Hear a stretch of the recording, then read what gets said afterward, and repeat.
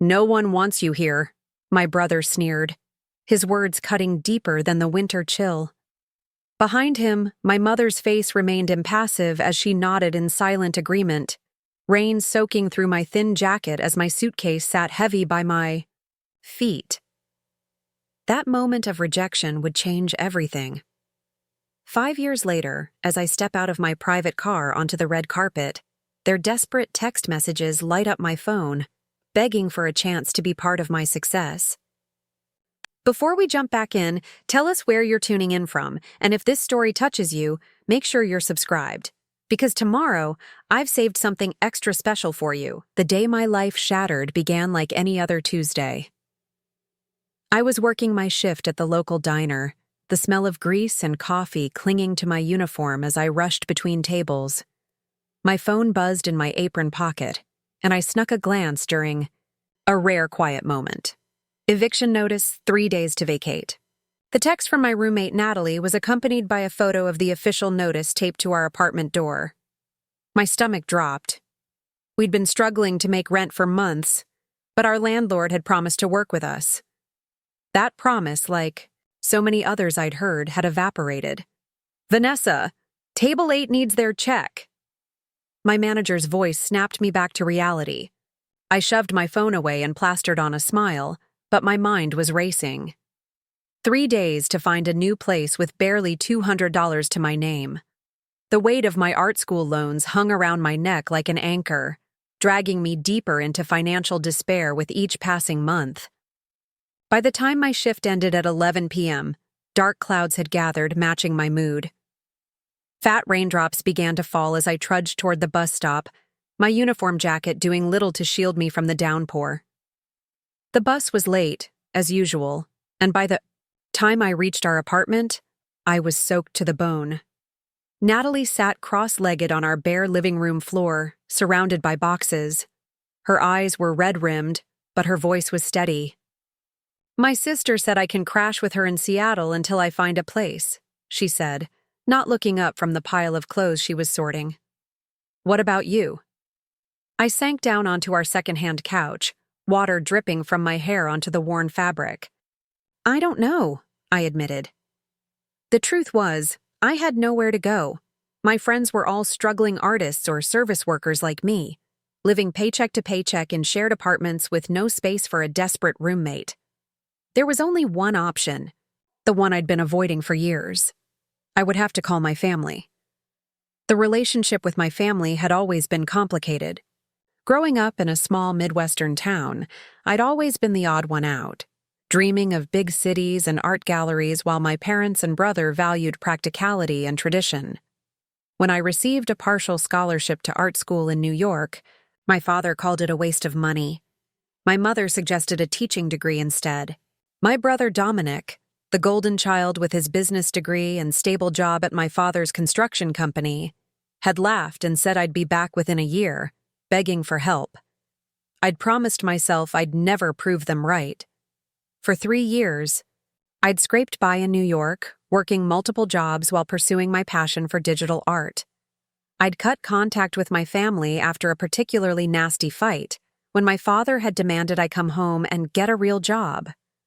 The silence between us had stretched into years, broken only by the occasional stilted birthday call with my mother. Now, with nowhere else to turn, I swallowed my pride and dialed my parents' number. Each ring sent my heart rate climbing higher. Finally, my mother's voice, cautious and distant, answered. "Hello? Mom, it's me, Vanessa." My voice cracked slightly. I need help." There was a long pause. I could hear my father's voice in the background, asking who was calling. My mother's muffled response. Then my father's heavy footsteps approaching the phone. "Vanessa." His voice was gruff, unchanged, after all these years. "What's wrong?" I explained the situation as briefly as possible, trying to keep the desperation from my voice. "I just need a place to stay for a few weeks until I can save up for a new apartment. I can help around the house, and I'll be out of your way as soon as—" "Your old room is still there," my father interrupted. "You can stay until you figure things out." Relief washed over me. Thank you, Dad. I'll book a bus ticket for tomorrow. I'll send you the money for a flight, he said after a moment. No sense in you taking a bus for 16 hours. The unexpected kindness brought tears to my eyes. Thank you, I whispered. The next day, I packed my meager belongings into a single suitcase and a backpack. All my art supplies and my laptop, the tools of my freelance work, went into my carry-on. I said goodbye to Natalie with promises to stay in touch, then headed to the airport. The flight back to my hometown felt like traveling backwards in time. As the plane descended over the familiar landscape of rolling fields and small clusters of houses, anxiety knotted in my stomach. I'd left this place determined to prove myself, to show that my dreams were valid. Now I was returning, tail between my legs, exactly as they'd predicted. My father was waiting at the small regional airport, his imposing figure easy to spot in the modest crowd. His hair had more gray than I remembered, and new lines creased his weathered face. He nodded when he saw me taking my suitcase without a word. The drive home was filled with awkward silence, broken only by his occasional comments about changes in town, the new shopping center, the old Miller farm being sold to developers, the high school football team's chances this season. I responded with non-committal sounds, watching the familiar landscape roll by. Our house looked exactly the same, a 2-story colonial with white siding and dark green shutters. My mother was waiting on the porch, her arms crossed against the November chill. She gave me a stiff hug, patting my back awkwardly before stepping away. "You're thin," she observed, her eyes scanning me critically. "Are you eating properly?" Before I could answer, the front door opened, and my brother Dominic appeared. His expression darkened when he saw me. "So the prodigal daughter returns," he said, leaning against the door frame. "Crashed and burned in the big city, huh?" "Dominic," my father warned, but there was no real rebuke in his tone. "It's just temporary," I said, straightening my shoulders. "I'll be out of your hair soon." Dominic smirked. "Sure you will." Inside, the house smelled of pot roast and furniture polish, the sense of my childhood. My mother had kept my room exactly as I'd left it, down to the art posters on the walls and the purple bedspread. It was both comforting and suffocating, a shrine to the girl I used to be. "Dinner's at 6, my mother said, hovering in the doorway. "Your father has some ideas about jobs you might apply for." "I have a job," I said, setting my laptop on the desk. "I do freelance digital art and design. I just need to build my client base." My mother's lips thinned. "A real job, Vanessa. Something stable." I bit back a retort, reminding myself that I was here on their charity. "I'll be down for dinner," I said instead. Once alone, I sat heavily on the bed, the reality of my situation crashing down on me. I was 25 years old, back in my childhood bedroom, with no money, no apartment, and a family that had never believed in me. The urge to curl up and cry was overwhelming, but I couldn't afford that luxury. I had to figure out a way forward. Over the next few days, an uneasy routine established itself. I spent my days hunched over my laptop, applying for remote design jobs and reaching out to potential clients. My parents spent their evenings suggesting real job openings: administrative assistant at my father's company, receptionist at my uncle's dental practice, substitute teacher at the local elementary school.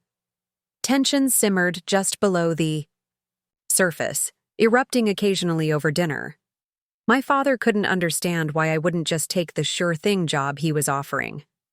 My mother lamented the money wasted on my art education. Dominic watched these exchanges with smug satisfaction, occasionally throwing in a comment about how he'd been promoted twice since graduating with his business degree. A week into my stay, I received an email that changed everything. A small tech startup in California had seen my portfolio online and wanted to commission a series of illustrations for their new app. The pay was more than I'd made in 3 months at the diner. That night at dinner, I shared my news, hoping for some Acknowledgement, some sign that they understood this was my path.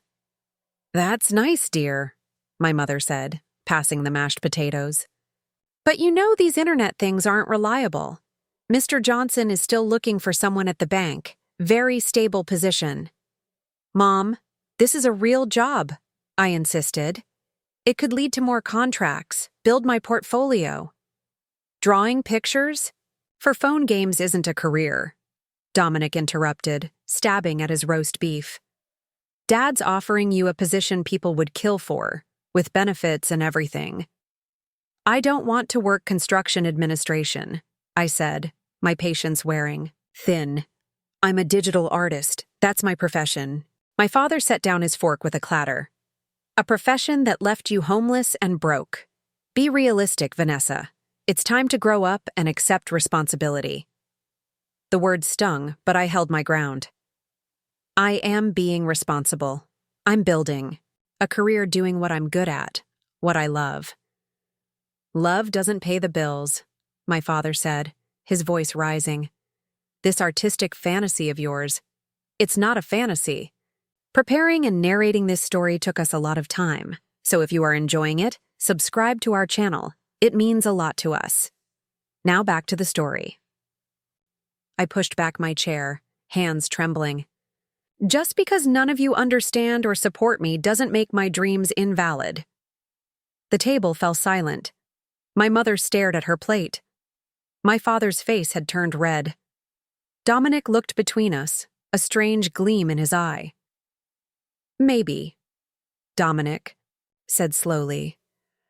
"Vanessa doesn't really want to be here. Maybe she just needs our money until she can run back to her failing art career." My mother's head snapped up. "Dominic, am I wrong?" He turned to me. "You've always thought you were better than us, haven't you? Too good for this town, too special for a normal job." "That's not true," I said, but the words came out weak. "Then prove it," he challenged. "Take Dad's job offer. Commit to staying here, being part of this family, this community. Stop chasing pipe dreams." I looked around the table, at my father's stern face, my mother's worried eyes, Dominic's challenging stare. In that moment, I realized a fundamental truth. They would never understand me, never fully accept my choices or believe in my abilities. "I can't do that," I said quietly. "This isn't who I am." Dominic pushed back from the table. "Then maybe you shouldn't be here at all." "Dominic," my father warned, but there was hesitation in his voice. "No, Dad. We've been dancing around this for days." Dominic turned to me, his expression cold. "No one wants you here, Vanessa. Not if you're going to keep throwing our help back in our faces." I looked to my mother, hoping for some defense, some show of support. Instead, she lowered her eyes and gave a small, almost imperceptible nod. The world seemed to stop. My own mother agreeing that I wasn't wanted. The rejection cut deeper than I'd thought possible. I stood up slowly, my chair scraping against the floor. "I'll be gone by morning."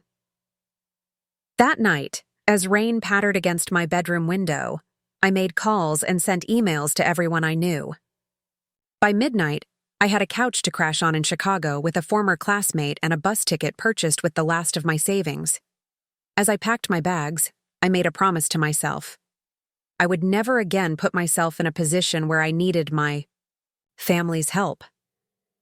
I would succeed on my own terms, prove them all wrong, and never look back. The next morning, I stood in the doorway with my suitcase, rain beginning to fall as dark clouds gathered overhead. The scene was set for the moment that would change everything. The moment when my family's rejection would become the catalyst for my greatest transformation. The rain intensified as I dragged my suitcase down the driveway. Each step felt heavier than the last, the weight of rejection pressing down on my shoulders. I hadn't expected a tearful goodbye, but some part of me had hoped, foolishly it seemed, that someone would stop me, that my mother would rush out with an apology, or my father would call me back. The house remained silent behind me, curtains drawn. My phone buzzed in my pocket. A text from my father. Bus leaves at 9. Don't miss it. No goodbye. No take care. Just a cold reminder of my departure schedule.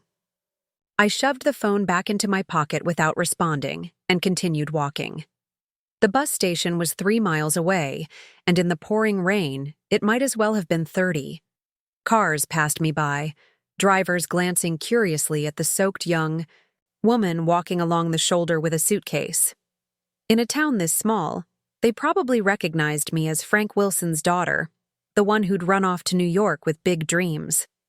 Now they could add a new chapter to their gossip, the failure who crawled home and was sent packing again. After half a mile, my arms ached from dragging the suitcase through puddles and mud. My sneakers were soaked through, each step producing a squelching sound. A car horn blared behind me, making me jump.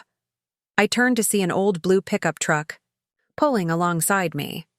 The window rolled down, revealing a familiar face I hadn't seen in years. "Vanessa, what are you doing out in this weather?" Mrs. Rivera, my high school art teacher, peered at me with concern. Age had silvered her once dark hair, but her eyes were as kind as I remembered. "I'm heading to the bus station," I said, trying to keep my voice steady. She frowned, taking in my drenched appearance and the suitcase. "Get in, I'll drive you." Too exhausted to argue, I accepted her help, loading my suitcase into the truck bed before climbing into the passenger seat. The warmth of the heater hit me like a physical embrace. "Thank you," I managed, suddenly fighting tears. Mrs. Rivera, Elena, she'd always asked me to call her after graduation, drove in silence for a few minutes, giving me time to compose myself. Finally, she spoke. "I heard you were back in town. I was hoping you'd stop by the studio." After retiring from teaching, Elena had opened a small art studio where she taught classes and displayed local artists' work. It had been a dream of hers for years. "I wasn't planning to stay long," I said, staring out the window at the rain-blurred landscape. "And now?" Her question was gentle but direct. The dam broke. Through halting words and occasional tears, I told her everything. The eviction, coming home, the disastrous week with my family, and finally, tonight's rejection. Elena listened without interruption, her expression growing increasingly troubled. "They've never understood you," she said finally as we approached the bus station. "Your talent scared them." I snorted. "My talent has left me broke and homeless." "For now," she corrected. "Art is a marathon, not a sprint. You know that." We pulled into the parking lot. Through the rain-streaked windshield, I could see the small bus terminal, its fluorescent lights harsh against the dark evening. "Your bus isn't for another 2 hours," Elena observed, checking the dashboard clock. "Come home with me, have some dinner and dry off before your trip." Her kindness almost undid me completely. I nodded, not trusting myself to speak. Elena's house was a small craftsman bungalow on the outskirts of town, surrounded by gardens that, even in the rain and darkness, hinted at their spring glory. Inside, the walls were covered with artwork, some her own, others clearly from former students. I recognized a few of my own pieces from high school, prominently displayed in the hallway.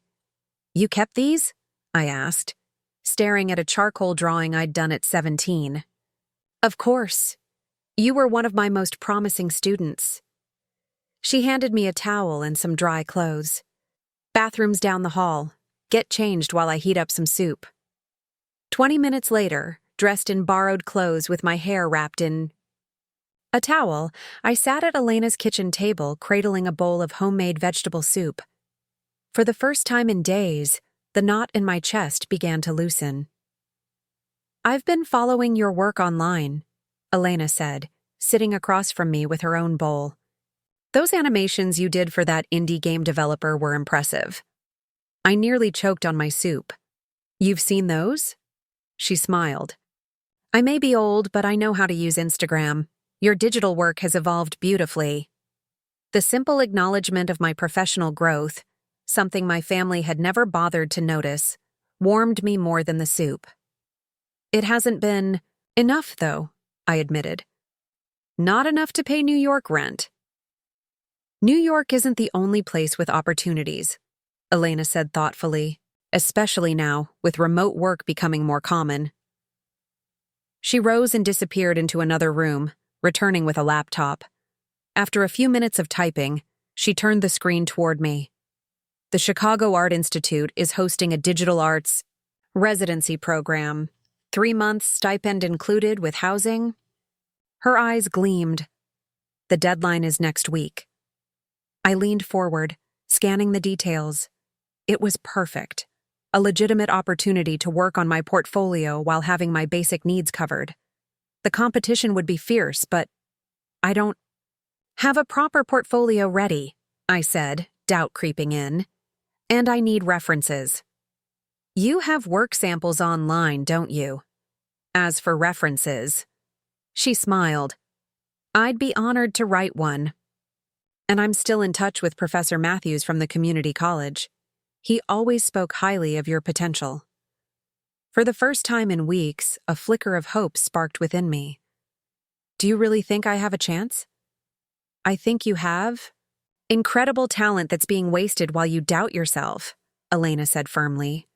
Your family's inability to see your value doesn't diminish it. The words struck like a physical blow, not painful, but awakening. I'd spent years trying to prove myself to people who were fundamentally incapable of appreciating what I had to offer. Why couldn't they support me like this? I whispered, more to myself than to Elena.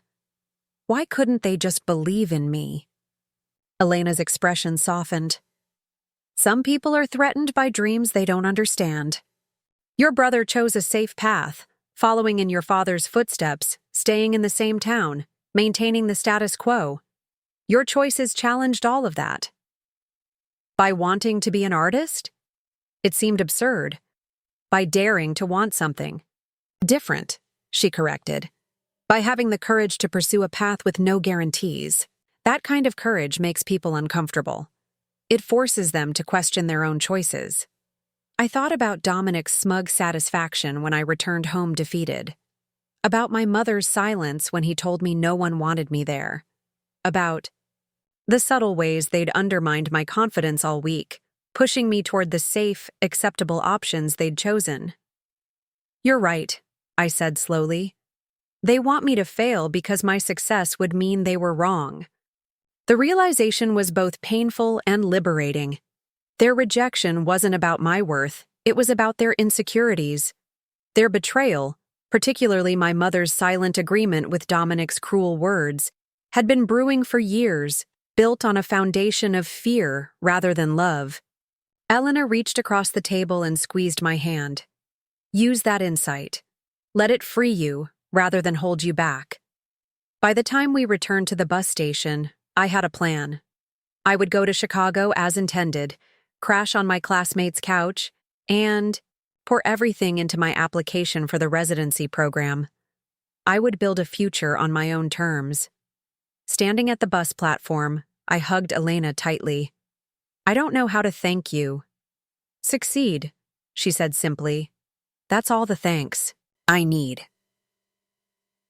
As the bus pulled away from my hometown, I didn't look back. The betrayal still stung, perhaps it always would, but it no longer defined me. My family had made their choice. Now I would make mine. The journey to Chicago took 16 hours, with multiple transfers through the night. I used the time to start organizing my portfolio, selecting my strongest pieces and planning new works that would showcase my range. By the time we reached the city, exhaustion had been replaced by determination. My classmate Zoe greeted me at the station with a hug and a large coffee. You look like you need this, she said, handing me the steaming cup. You have no idea, I replied, taking a grateful sip. Zoe's apartment was a tiny studio in a massive complex on the city's north side. The fold-out couch that would be my bed for the foreseeable future took up most of the living space when extended. It's not much, Zoe apologized as she helped me settle in. It's perfect, I assured her. After the past week, any space where I was welcome felt like luxury. That afternoon, while Zoe was at work, I received a text from my mother. Your brother didn't mean what he said. You're welcome to come back if you apologize. The message was so tone-deaf it would have been laughable if it hadn't been so hurtful. Apologize? For what? For pursuing my dreams? For refusing to conform to their narrow vision of success? I started to type several responses, each more heated than the last, but ultimately deleted them all. Instead, I simply wrote, I'm where I need to be. Then I blocked the number. Later that evening, as Zoe and I shared takeout Chinese food, she asked about my plans. First, I need a job, I said. Any job. Then I'm applying for this residency program. I showed her the details on my phone. Zoe's eyes widened. That's incredible, but super competitive. I know, but I have to try. She raised her soda, can in a toast. To trying, she said, and to leaving toxic family in the rear view. I clinked my can against hers. To new beginnings. That night, lying on the fold-out couch, listening to the unfamiliar city sounds, I replayed the scene in my parents' dining room. No one wants you here, Dominic had said. My mother's small nod of agreement. The pain was still there, a hollow ache in my chest, but something else was growing alongside it, a fierce determination. They had betrayed me, turned their backs when I needed them most, but in doing so, they had unknowingly set me free. I made a promise to myself in the darkness. I would transform this betrayal into the foundation of my success. One day, they would see exactly what they had rejected, and when that day came, I would be ready. Finding work in Chicago proved harder than I'd anticipated. My New York diner experience meant little in a city already saturated with service workers. After a week of pounding the pavement, I secured a position at a coffee shop 8 blocks from Zoe's apartment. The pay was minimal, the hours brutal, but it was something. Each morning, I woke at 4:30 a.m. to make the opening shift. By 2 p.m., I'd clock out, my feet aching and clothes smelling of espresso. I'd walk home regardless of weather, saving the bus fare, then spend the evening hunched over my laptop working on my portfolio for the residency application. You should come out tonight, Zoe urged one Friday evening as she applied mascara. For a gallery opening. All work and no play makes Vanessa a dull artist. I shook my head, eyes fixed on the digital illustration I was refining. Deadlines in 5 days. I need to finish this piece. Zoe sighed but didn't push further. She understood the stakes. The residency application consumed me. I revised my artist statement 20 times, curated my portfolio obsessively, and recorded a video introduction with borrowed equipment from Zoe's workplace. Elena and Professor Matthews submitted glowing recommendations. I poured every ounce of creativity and determination into the application, working until my eyes burned and my hand cramped around my stylus. The day after submitting, I arrived at the coffee shop to find my hours had been cut in half. Business is slow, the manager explained, not meeting my eyes. Nothing personal. That night, I calculated my finances. Even with extreme frugality, I couldn't afford to contribute fairly to Zoe's rent. The realization hit me like a physical blow. I was on the verge of another crisis just weeks after the last. You can stay, Zoe insisted when I confessed my situation. Just cover utilities until you get more hours. Her generosity was touching, but I couldn't shake the feeling that I was becoming a burden. Again. The rejection email from the residency program arrived 2 weeks later. While your work shows promise, the form letter began, we regret to inform you that we cannot offer you a position at this time. I stared at the screen, numb. I'd pinned everything on this opportunity, my hopes, my plans, my self-worth. The rejection felt like the final confirmation that my family had been right all along. I was chasing a fantasy, destined to fail. That night, alone in Zoe's apartment, I hit bottom. Curled on the fold-out couch, I sobbed until my throat was raw. I'd failed in New York. I'd been rejected by my family. Now I'd failed in Chicago, too. My lifelong dream of making a living through my art seemed childish and delusional. For the first time, I allowed myself to consider giving up. Maybe I should swallow my pride, call my father, and accept that job in his company. At least I'd have stability, benefits, a future without constant financial anxiety. What was pride worth if it left me homeless and hungry? With shaking hands, I pulled out my phone and unblocked my parents' numbers. My thumb hovered over my father's contact. One call could end this struggle. One admission of defeat, one apology for my stubbornness, and I could have safety again. A notification popped up on my screen. A new email. Probably another bill I couldn't afford to pay. I almost ignored it, but something made me check. Ms. Wilson, the email began. I recently viewed your portfolio website and was impressed by your digital illustrations. I represent Horizon Gaming, a mid-size indie studio in Pittsburgh. We're seeking a freelance artist for character design work on our upcoming project. I read the email 3 times, convinced it was spam or some cruel joke, but the sender's address matched Horizon Gaming's website. The pay offered was modest but fair, enough to cover rent and basic expenses. The project timeline was 4 months, with potential for extension. I sent a response immediately, trying to contain my excitement. Within an hour, I received a reply with more details and a request for a video call the following day. That night, I barely slept. The possibility of legitimate work in my field, coming at my lowest moment, felt like the universe throwing me a lifeline. I couldn't afford to mess this up. The video call with Sam, Horizon's art director, went surprisingly well. He was frank about the project's constraints, tight deadlines, specific art direction, minimal revisions, but seemed genuinely impressed with my portfolio. Your style has the quality we're looking for, he said. Clean, expressive, but with that slight edge that makes it distinctive. 2 days later, I signed the contract. It wasn't a dream job. It was better. It was real, paying work doing what I loved.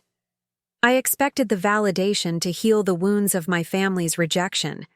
Instead, it highlighted just how deep those wounds ran. Even as I celebrated this small victory, a voice in the back of my mind, suspiciously, similar to my brother's, whispered that it was temporary, that real success remained out of reach, that I was still one setback away from failure. Zoe noticed my subdued reaction to the good news. I thought you'd be over the moon, she said, puzzled. I am, I insisted. It's just, I don't know if it's enough. She frowned. Enough for what? The question stopped me short. Enough for what, indeed? Enough to prove my worth to my family? Enough to validate my life choices? Enough to silence the doubts they'd planted in my mind?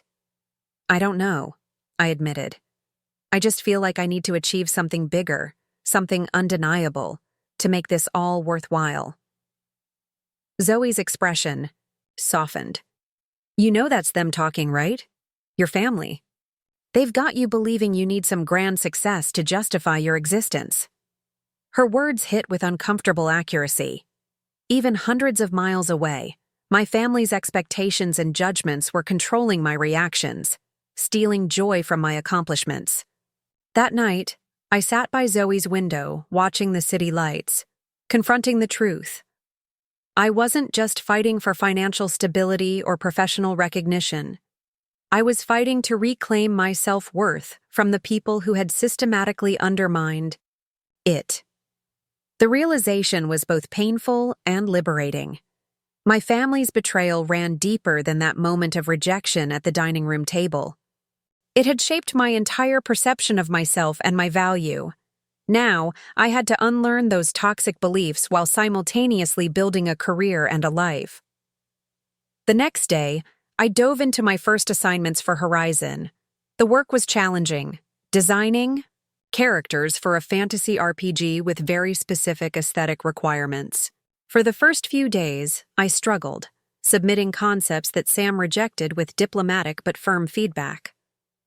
"These are good," he said during our weekly check-in call, "but they're too safe. We need something more distinctive." His words echoed my own inner critic. Too safe. Always playing it safe. Never taking the risks that might lead to something truly great.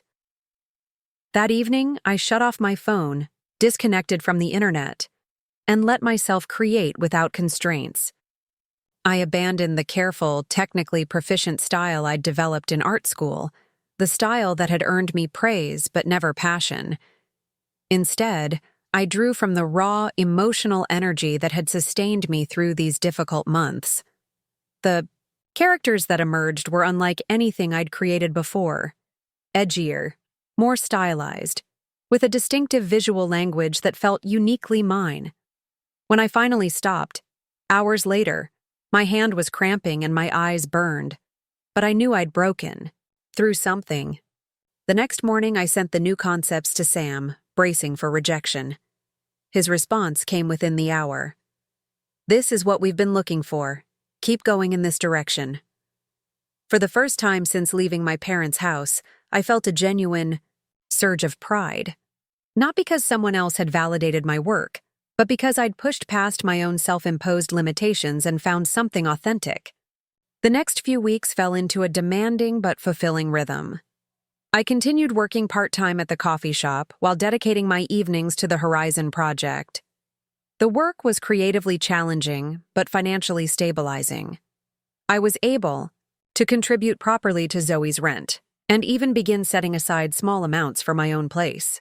But as my professional life improved, my emotional state remained fragile.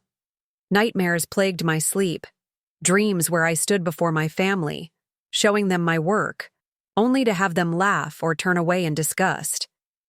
I'd wake in a cold sweat, the echo of their rejection fresh in my mind. During one particularly difficult night, after a dream where my mother literally turned her back as I called her name, I found myself scrolling through social media at 3 a.m. Without thinking, I looked up my brother's profile. The most recent post showed him receiving an award from the local business association. My father stood beside him, beaming with pride. My mother had commented, "So proud of our son," following in his father's footsteps and exceeding expectations. The knife twisted deeper. I had never received such unequivocal pride from her, not even when I earned my scholarship to art school. For them, success had a very specific definition, and my path would never qualify. I closed the app and set my phone aside, tears burning in my eyes. The ache of their rejection felt fresh again, a wound reopened. In that moment, I fully understood the depth of my emotional low point. It wasn't just financial instability or professional uncertainty. It was the grief of losing the family I'd always hoped would eventually understand me. "You okay?" Zoe's voice came from the darkness. She'd gotten up for water and noticed me awake. "Not really," I admitted. "I looked up my family online. Bad idea." She sat beside me on the edge of the fold-out couch. "Want to talk about it?" The words spilled out, about the social media post, about my mother's comment, about the dreams that haunted me. "I should be over this by now," I finished, wiping my eyes. "It's pathetic how much it still hurts." "It's not pathetic," Zoe said firmly. "It's human. They were supposed to love you unconditionally. Instead, they made their love conditional on you becoming someone you're not." Her words crystallized something I'd been struggling to articulate. I keep thinking if I achieve enough, they'll finally see me, really see me. "Maybe they will, maybe they won't," Zoe said gently. "But is that really why you're doing this? For them?" The question lingered in the air between us. Was I building this new life for myself? Or was I still seeking validation from people who had fundamental blind spots when it came to my worth? "I don't know," I whispered. Figure it out, Zoe advised. Because if you're doing all this just to prove them wrong, you're still letting them control your life. After she returned to bed, I sat in the darkness, confronting the truth of her words. My family's rejection had created a void in me, a desperate need for validation that I'd been trying to fill with achievement. But that approach had left me vulnerable, tying my self-worth to external recognition. If I was going to truly rise from this low point, I needed to redefine success on my own terms.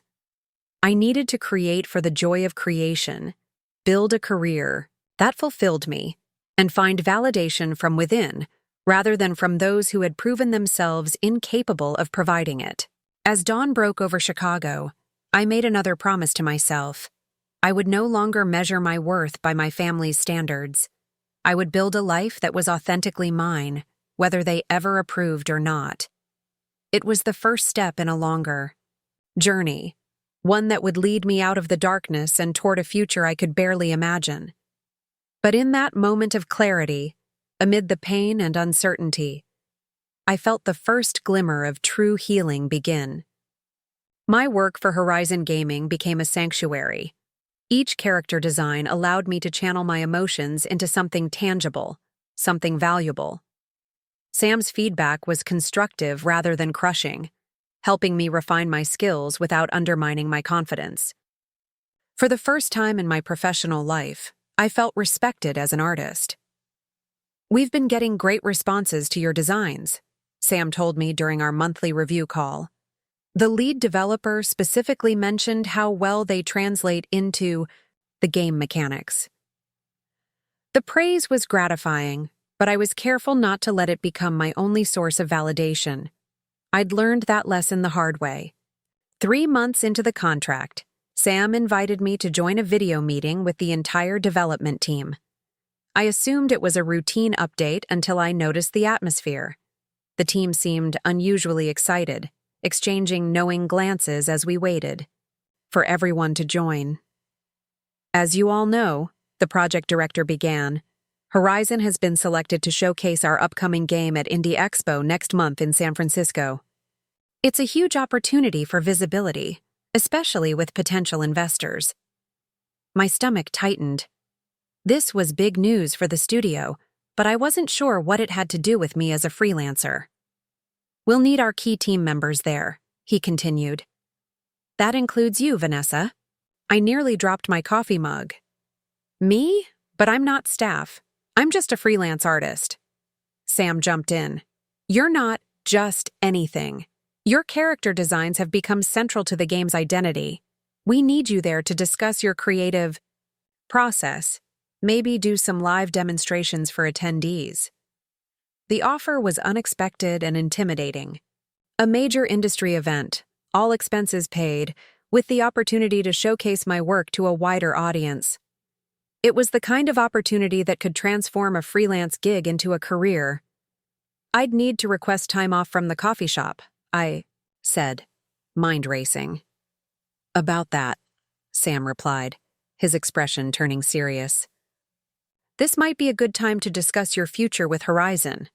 We're impressed with your work, Vanessa. The contract was originally for 4 months, but we'd like to extend it, potentially as a full-time position rather than freelance." The words hung in the air, momentous and life-changing. A full-time position doing what I loved, stability without compromise. The validation of having my work recognized not just as adequate, but as valuable enough to secure a permanent role.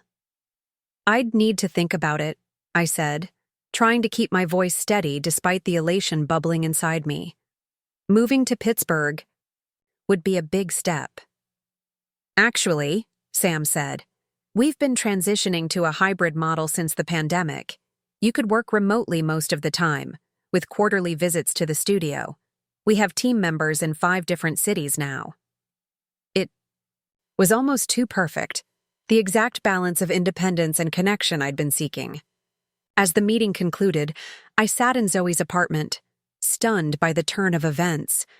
After months of struggle and doubt, a clear path forward had suddenly emerged. "You have to take it," Zoe declared when I told her the news. This is everything you've been working for. What if it doesn't work out? I countered, the old insecurities rising. What if they realize I'm not as good as they think? Zoe shook her head firmly. That's your family talking again. These people have seen your work, Vanessa. They've been paying you for months. This isn't charity or luck. You've earned this. That night, I called Elena to share the news. Her response was immediate and emotional. I knew it, she said, her voice thick with pride. I always knew you. Had something special. You just needed someone to see it. The conversation with Elena reinforced what I'd begun to understand. My talent hadn't changed between my family's rejection and Horizon's offer. The only difference was being in an environment where that talent was recognized and valued. I accepted the position and the invitation to Indie Expo.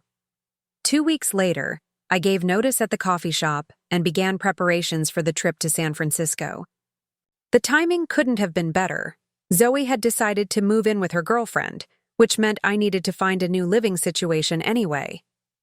You could get your own place now, Zoe suggested as we sorted through my meager belongings. A real apartment, not just a couch. The idea was tempting, but I remained cautious. Let's see how the expo goes first. I want some savings before I commit to a lease. The flight to San Francisco was my first time on a plane since the desperate journey from New York to my parents' home. The contrast wasn't lost on me. Then I'd been broken, returning to a place where I wasn't truly welcome. Now, I was traveling to represent a game studio that valued my contributions enough to put me in front of industry professionals. Sam met me at the airport, immediately recognizable from our video calls. In person, his enthusiasm was even more infectious. Wait until you see the booth setup, he said as we headed to the hotel. Your artwork is front and center in our marketing materials.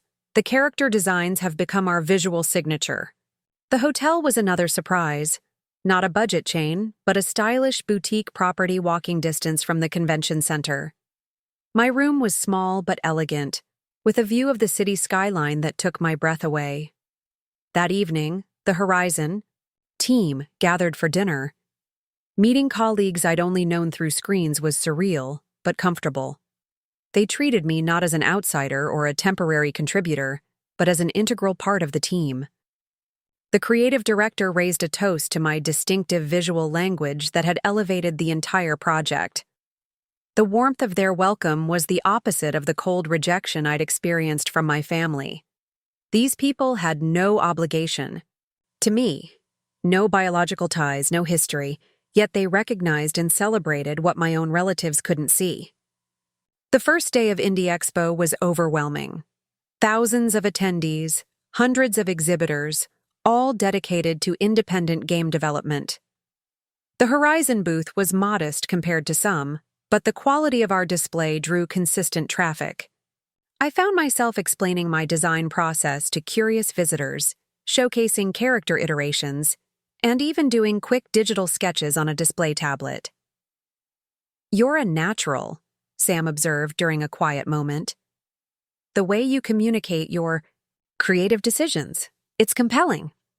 His comment took me by surprise. I'd never thought of myself as particularly articulate about my work. Art had always been my refuge, precisely because it allowed me to express things I couldn't put into words. On the second day, during a scheduled demonstration, I noticed a tall woman watching intently from the edge of the crowd. Unlike most attendees, she wasn't taking photos or asking questions. She simply observed, her gaze analytical. When the demonstration ended, she approached me directly. Interesting stylistic choices, she said without introduction. The angular features balanced with those fluid lines creates a distinctive tension. Deliberate? The question was perceptive, targeting aspects of my design philosophy I hadn't articulated even to myself. Yes, I admitted. I wanted to reflect the character's internal conflicts visually. She nodded, seemingly satisfied with the answer. I'm Maya Lin, creative director at Prism Interactive. Do you have a card? I fumbled in my pocket for the business cards Sam had insisted I order before the expo. Maya took it, glanced at it briefly, then handed me her own. A sleek, minimalist design with the logo of a major game developer I immediately recognized. "We should talk," she said simply, before disappearing into the crowd. Later, I showed Sam her card, still confused by the encounter. His eyes widened. "Prism Interactive approached you? They're one of the most innovative studios in the industry. Their art direction wins awards consistently." "She just said we should talk," I clarified, not wanting to overstate the significance. "Vanessa, people like Maya Lin don't waste time on courtesy conversations," Sam said seriously. "If she showed interest in your work, that's meaningful." That night, I received an email from Maya inviting me to breakfast the following morning to discuss potential opportunities. I stared at the message, a strange sense of vertigo washing over me. 6 months ago, I'd been lying on Zoe's fold-out couch, questioning every life choice that had led me to that point. Now I was fielding interest from industry leaders. I met Maya at a quiet cafe near the convention center. Unlike the chaos of the expo, our conversation was focused and direct. She asked about my background, my influences, my process. I spoke honestly about my journey: art school, the struggles in New York, finding my voice through the Horizon Project. I omitted the details about my family, those wounds still too raw to share with a stranger. After listening attentively, Maya placed a tablet on the table between us, displaying what appeared to be concept art for a new game. A world of vibrant, surreal landscapes populated by beings that existed somewhere between human and abstract. "We're developing a narrative-driven experience that explores themes of identity and transformation," she explained. "Your aesthetic would be perfect for certain elements we're struggling to visualize." My heart raced as I processed her words. "Are you offering me work?" "I'm offering you a consultation contract initially," Maya clarified. 3 months, with the potential for a senior artist position if the project moves forward as planned. The pay would be significantly higher than industry standard, given the experimental nature of the work. She named a figure that made me grateful I was sitting down. It was more than double what Horizon was paying me, enough to afford a comfortable apartment in almost any city, build substantial savings, and still have disposable income. "I'd need to discuss this with Horizon," I said, thinking of the commitment I'd just made to them. They've been incredibly supportive. Maya seemed to respect that response. "Of course, we're not looking to poach talent unethically. Talk to them, see if there's a way to fulfill your obligations while taking on this new opportunity. The consultation work could be done on a part-time basis initially." We parted with a handshake and her assurance that a formal offer would arrive by email within days. I walked back to the convention center in a daze, struggling to process how dramatically my professional prospects had changed in less than 48 hours. Sam's reaction to the news surprised me. Instead of disappointment, he showed genuine excitement. "This is how careers are built in our industry," he explained. "Connections, opportunities, stepping stones. You've outgrown us faster than expected, but that's a good thing." His generosity in that moment, putting my career development above Horizon's immediate needs, was yet another contrast to my family's self-centered reaction to my ambitions. Sam helped me work out a transition plan that would allow me to complete my commitments to Horizon while beginning the consultation work with Prism.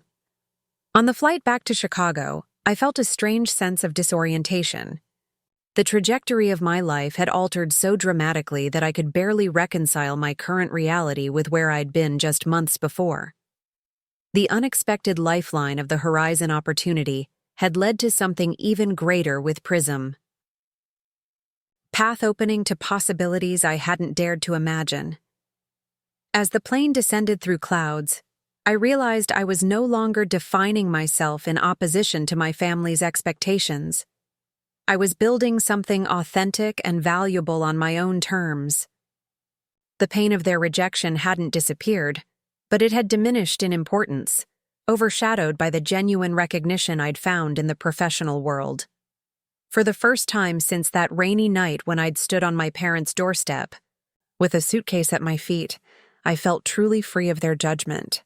This unexpected lifeline hadn't just saved me from financial insecurity.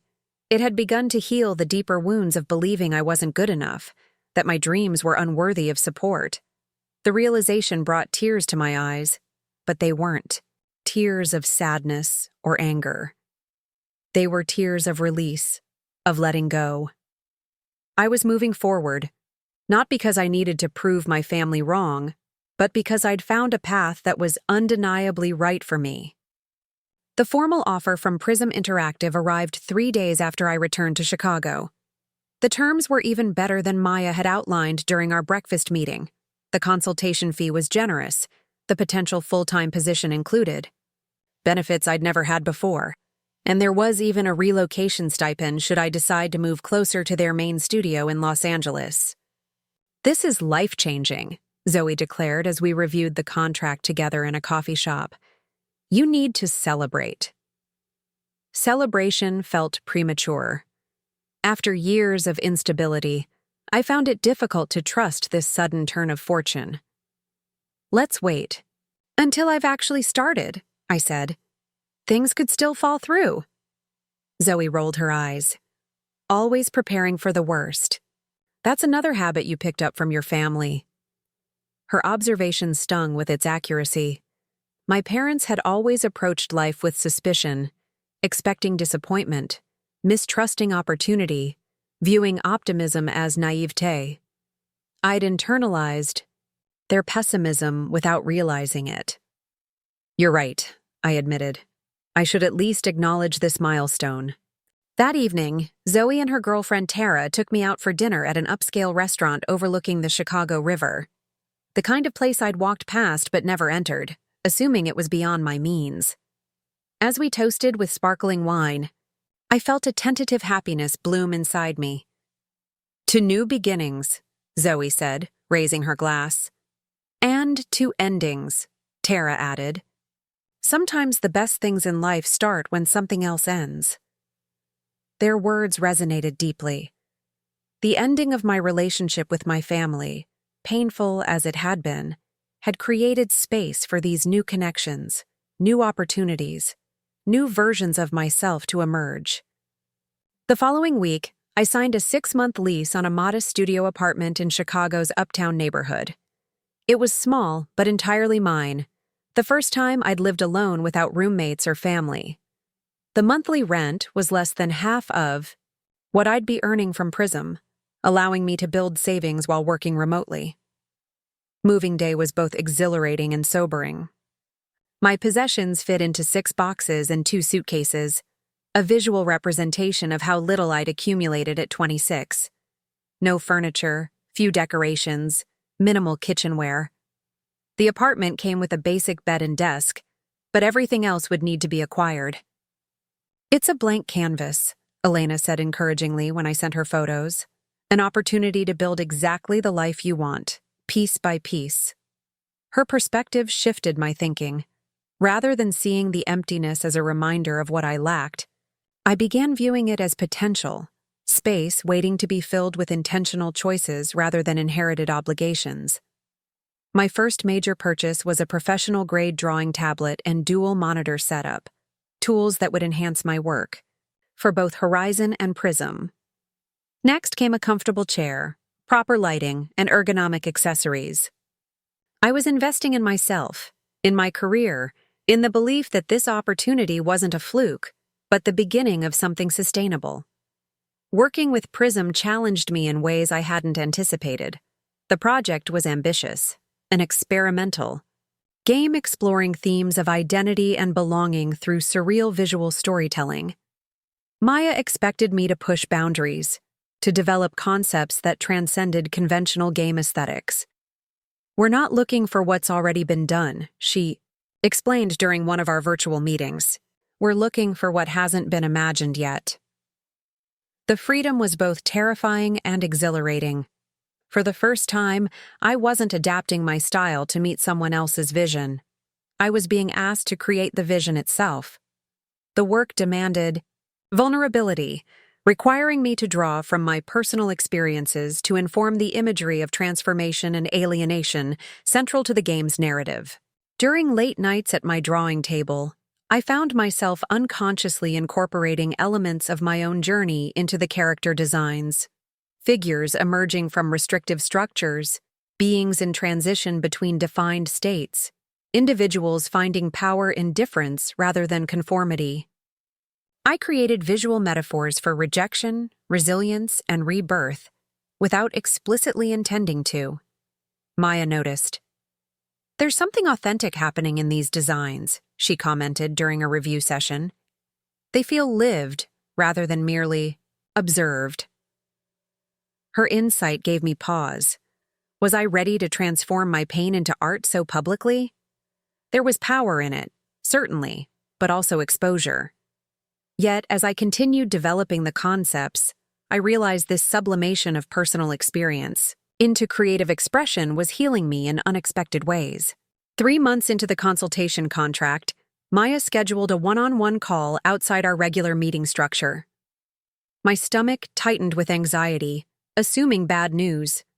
Instead, she offered me the senior artist position we'd discussed, with a salary that exceeded even the generous consultation fee. "The team is unanimous," she said. "Your vision is essential to this project. We want you on board permanently."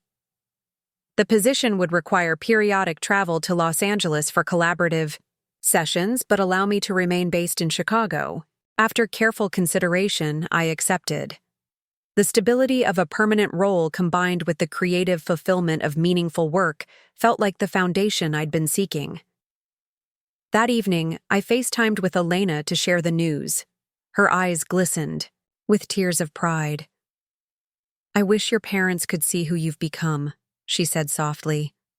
The comment reopened a wound I'd been trying to ignore. Despite everything, some childish part of me still yearned for their approval, their acknowledgement that I'd found a valid path. "They wouldn't see it," I replied, my voice tight. "They'd find a way to diminish it." Elena's expression softened with understanding. "Probably. But that's their limitation, not yours." As I settled into my new role at Prism, I began expanding my professional network. Maya introduced me to other artists and designers in the industry. I joined online communities focused on game art and digital illustration. I attended virtual panels and workshops, sometimes as a participant, occasionally as a presenter sharing insights from my work at Prism. With financial stability came the freedom to be more selective about projects. I maintained a small freelance practice alongside my Prism work, choosing collaborations based on creative interest rather than economic necessity. My portfolio grew more diverse, showcasing a range of styles and applications while maintaining the distinctive visual language that had become my professional signature. 1 year after my brother's cruel dismissal, I barely recognized my own life. The frightened, desperate young woman who had stood in her parents' dining room, pleading for understanding, seemed like a stranger. In her place was someone more confident, more grounded, more certain of her own worth. My apartment had evolved from an empty shell to a personalized space that reflected my aesthetic sensibilities. Art books filled custom shelves, plants thrived on windowsills, and carefully selected furniture created a comfortable work-life environment. The walls displayed framed prints of my professional work, alongside personal projects, a visual timeline of my creative evolution. I'd developed friendships beyond Zoe, connecting with neighbors in my building and fellow creatives in Chicago's vibrant art community. Weekend brunches, gallery openings, and occasional dinner parties replaced the isolation that had characterized my early months in the city. Through it all, I maintained contact with Elena, whose unwavering belief had sustained me during my darkest moments. Our weekly calls became a touchstone, a reminder of continuity amid so much change. She kept me connected to the best parts of my past without allowing me to be dragged down by the worst. "Have you heard anything from your family?" she asked during one of our conversations, broaching the topic carefully. "Nothing direct," I admitted. "I still check their social media occasionally, though I know I shouldn't."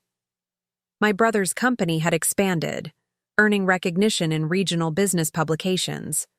My parents appeared in photos from community events, their expressions unchanged. From my childhood memories, they seemed to have adjusted completely to my absence, their lives continuing without disruption. "Does it still hurt?" Elena's question was gentle but direct. I considered before answering. "Differently. It's less raw, more disappointing. Like realizing someone you believed in never actually existed." My healing wasn't linear. There were still nights when memories ambushed me. My mother's silent nod of agreement with Dominic's cruel words, my father's dismissal of my ambitions, the coldness of that final text message asking me to apologize for wanting autonomy. During those moments, the pain would resurface, sharp and fresh. But increasingly, those episodes were outnumbered by days of genuine contentment, of pride in what I was building. The foundation of my new life grew stronger with each intentional choice, each professional achievement, each authentic connection.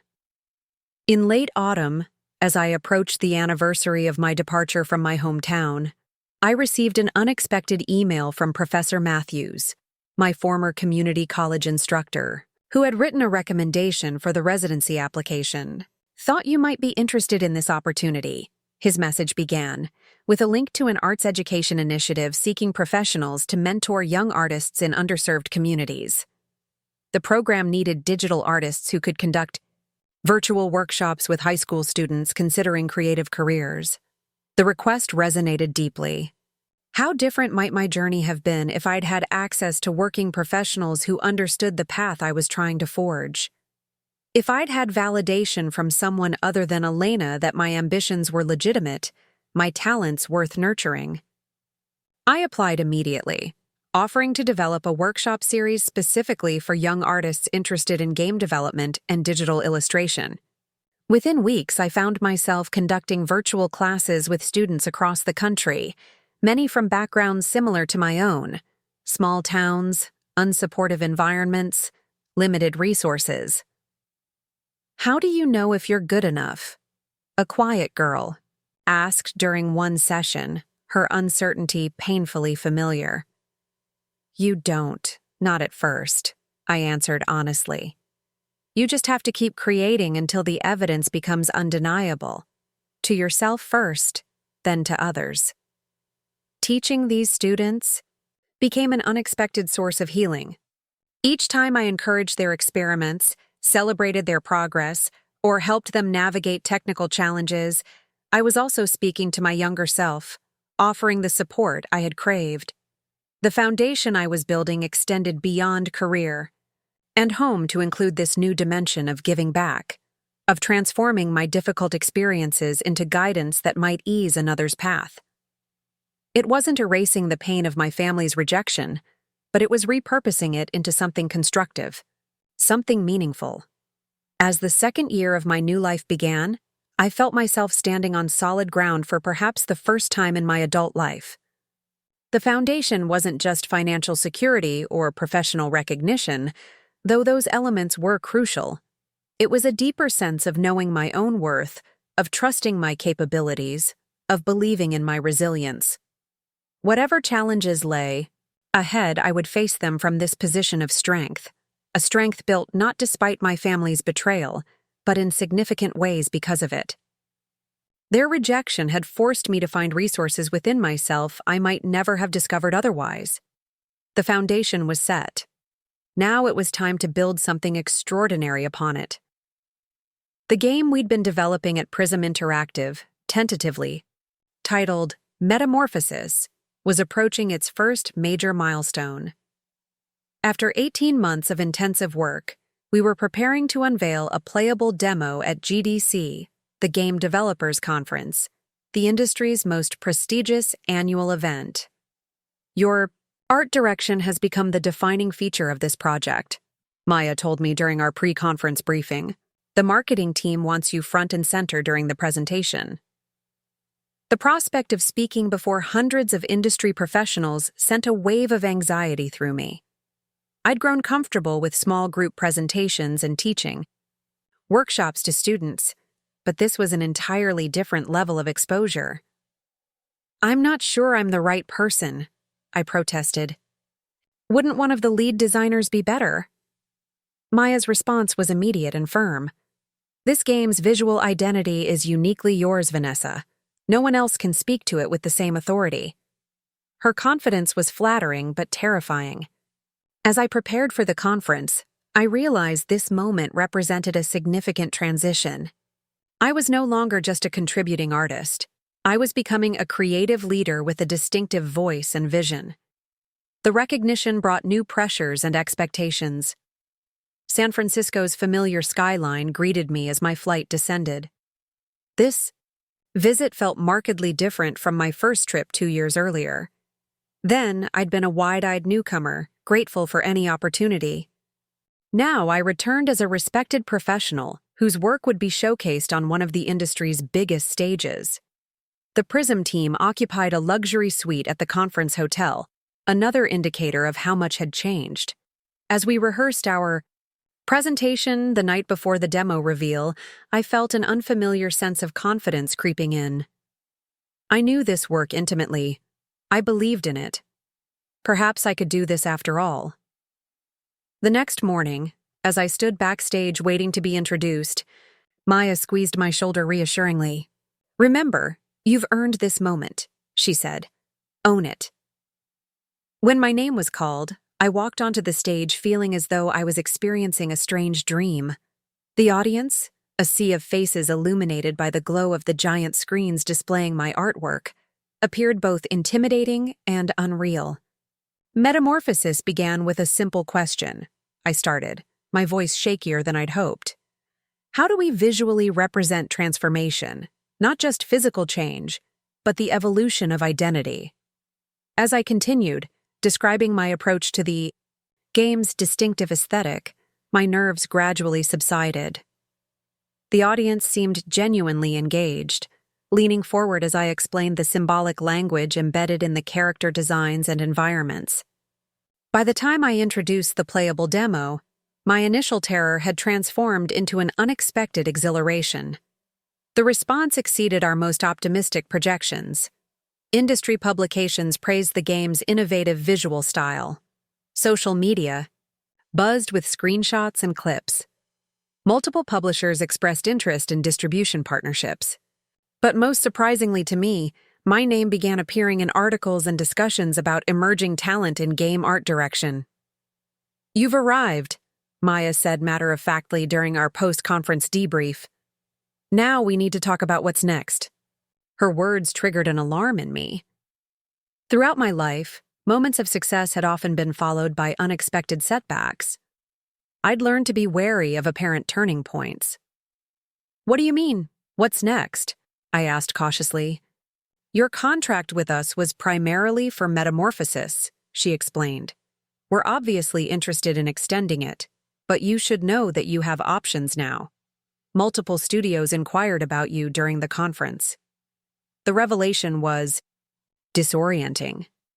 After years of struggling for opportunities, to suddenly have choices felt almost unnatural. Maya wasn't pressuring me to decide immediately, but she was encouraging me to think strategically about my career path rather than simply accepting whatever came next. Back in Chicago, I found myself at a surprising crossroads. Prism had offered me a promotion to art director with a substantial salary increase. 2 other major studios had reached out with compelling offers. Meanwhile, my freelance inquiries had quadrupled since the conference, many from high-profile clients willing to pay premium rates. For the first time since leaving my family's home, I needed to make decisions based not on necessity, but on preference. It was a privileged position, yet strangely paralyzing. Each option offered different advantages and potential paths forward. "You need to figure out what success looks like for you now," Zoe advised over dinner at my apartment. "Not just professionally, but personally." Her question echoed in my mind for days afterward. What did I actually want? Financial security had been my primary goal for so long that I'd rarely allowed myself to consider broader aspirations. Now that basic stability was achieved, larger questions emerged about purpose, fulfillment, and legacy. I decided to take a 2-week vacation, my first real break since starting at Prism, to gain perspective. Elena suggested I visit her in my hometown, an idea I initially dismissed as too painful. But after consideration, I realized returning on my own terms might help me process unresolved emotions. "You won't even recognize the place," Elena said when I expressed hesitation. "The new highway bypass has changed everything. And you'll stay with me, of course." The flight to the small regional airport near my hometown felt like traveling backwards in time, yet everything looked different through my changed perspective. The landscape that had once seemed limiting now appeared simply familiar. The town that had felt suffocating now seemed merely small. Elena's home welcomed me with its warm colors and art-filled walls. We spent evenings on her porch, discussing everything from art philosophy to local gossip.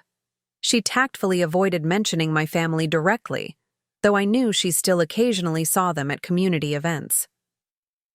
3 days into my visit, while helping Elena in her garden, I asked the question that had been hovering between us.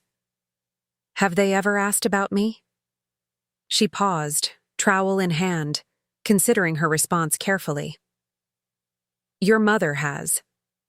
"Not directly, but she finds ways to steer conversations toward you.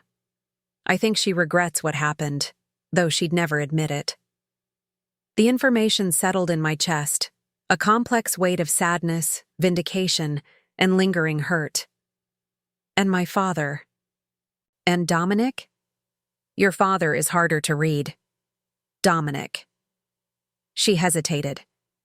"Dominic seems threatened by any mention of you. I think he senses that you found success on your own terms, and it challenges his worldview." I nodded, unsurprised. My brother had always defined himself through comparison. His choices were right because mine were wrong. My success would undermine the narrative he'd constructed. Later that afternoon, walking alone through the town's small historic district, I passed my brother's office. The company logo had been updated, and an impressive sign declared, "Wilson Construction and Development, building our community's future since 1985. Through the large front window, I could see Dominic at his desk, engaged in what appeared to be an intense phone conversation. I stood watching for a moment, struck by how unchanged he looked despite the passing years. The same authoritative posture, the same serious expression. I wondered if he was happy, if the path he'd chosen, the path our parents had predetermined, had brought him fulfillment. Before he could notice me, I continued walking, a strange calmness settling over me. I had expected this encounter, even from a distance, to trigger anger or pain. Instead, I felt a detached compassion. Dominic was exactly where and who he had always planned to be. I had become someone neither of us could have imagined. That evening, as Elena and I prepared dinner, I shared my realization. I think I've been defining success in opposition to them, proving them wrong rather than figuring out what's right for me. She nodded thoughtfully. That's natural after rejection. But at some point, you need to stop letting them dictate your choices, even through resistance. Exactly, I agreed. I've been reactive, taking opportunities as they came, grateful for any recognition. I haven't been strategic about where I actually want to go. This insight clarified my thinking about the professional decisions awaiting me back in Chicago. Each offer represented a different possible future. The Prism promotion would cement my position in a respected studio. The competing job offers promised new challenges and environments. The freelance path would provide maximum freedom, but less stability. For the remainder of my hometown visit, I avoided areas where I might encounter my family, while using the time to reflect on my priorities. On my final evening, Elena and I shared a bottle of wine on her porch, watching fireflies emerge in the twilight. "I've decided to decline the Prism promotion," I told her, "and the other full-time offers." She raised an eyebrow. "Going freelance exclusively?" "Not exactly." I took a deep breath, articulating a plan that had been forming throughout my visit. "I'm going to start my own studio. Something small and focused, centered on my artistic vision rather than fitting into someone else's." The idea had crystallized. Gradually, I'd observed how the best aspects of my Prism experience came when I had creative autonomy. I'd noted which freelance projects brought the most satisfaction. Invariably, those where clients sought my distinctive approach, rather than requesting imitations of existing styles. "That's ambitious," Elena said, though her tone conveyed approval rather than doubt. "It is," I acknowledged, "but I have savings, industry connections, and a growing reputation.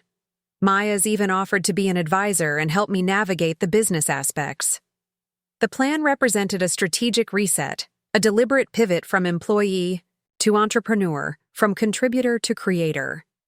It would mean leaving the security of established studios for the uncertainty of building something that was entirely mine. The parallels to my departure from my family's home weren't lost on me, but this time the choice came from confidence rather than desperation. Upon returning to Chicago, I implemented my plan methodically.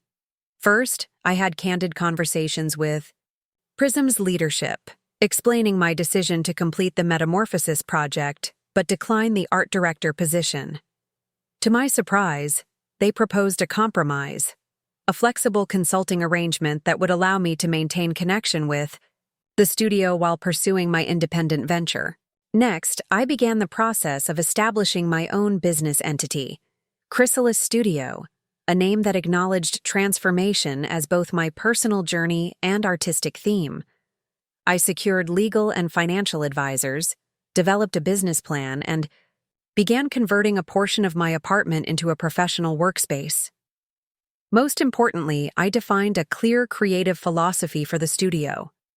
We would focus on narrative art that explored themes of identity and change. We would value artistic integrity over commercial trends. We would collaborate with clients and partners who respected our distinct aesthetic and process. The transition wasn't seamless. There were moments of doubt, particularly when declining lucrative offers in favor of uncertain independence. But, with each step, I felt increasing alignment between my external work and internal values. 3 months after making the decision, I launched Chrysalis Studio's website and social media presence, featuring selected works from my portfolio alongside a manifesto outlining our approach. The response exceeded my expectations. Within weeks, inquiry emails filled my inbox, many from clients who specifically referenced my GDC presentation as their introduction to my work. My first major commission as studio founder came from an unexpected source, a prestigious art museum developing an interactive installation exploring digital identity. The project budget allowed me to bring on 2 part-time assistants and upgrade my equipment. More significantly, it positioned Chrysalis as a serious creative entity, rather than merely a freelancer operating under a business name. As autumn approached, bringing the 3rd anniversary of my family's rejection, I found myself in a position that would have seemed impossible during those early days on Zoe's fold-out couch. I had financial security, professional recognition, creative autonomy, and a clear vision for my future. The strategic reset had transformed potential into direction. One evening, as I reviewed concept sketches for an upcoming project, I received a notification from a professional networking site. "Dominic Wilson has viewed your profile." The alert sent an unexpected jolt through me. After years of no contact, this digital proximity felt both invasive and significant. Had curiosity finally overcome his resentment? Had he heard about my recent successes? Was this the first tentative step towards some form of acknowledgement? I closed the notification without taking any action. Whatever my brother's reasons for checking my profile, they were his to navigate. My path forward was clear, strategically planned, and no longer contingent on anyone's validation but my own. The strategic reset was complete. I had transformed from someone defined by rejection to someone defined by intention, making deliberate choices about my creative work, my business model, and my personal priorities. The next phase of my journey would be built on this foundation of clarity and purpose. As I turned back to my work, I felt a sense of closure on one chapter and excitement for the next. Whatever came, success or setback, recognition or challenge, I would face it with the confidence of someone who had found her true direction. The first year of running Chrysalis Studio taught me that entrepreneurship was a different kind of struggle than employment. The creative freedom was exhilarating, but the administrative responsibilities were overwhelming. Each day brought new challenges: managing client expectations, coordinating with contractors, handling finances, and still finding time for my own artistic work. "You need systems," Maya advised during one of our monthly mentoring calls. "And eventually, you'll need people to run those systems for you." She was right, but scaling required capital. While I was earning more than ever before, expansion meant risk. Each new hire, each equipment upgrade, each larger office space represented a leap of faith. The memory of financial insecurity still lingered, making each decision feel momentous. Despite these pressures, Chrysalis was growing steadily. Our portfolio expanded to include work for gaming studios, tech companies, cultural institutions, and publishers.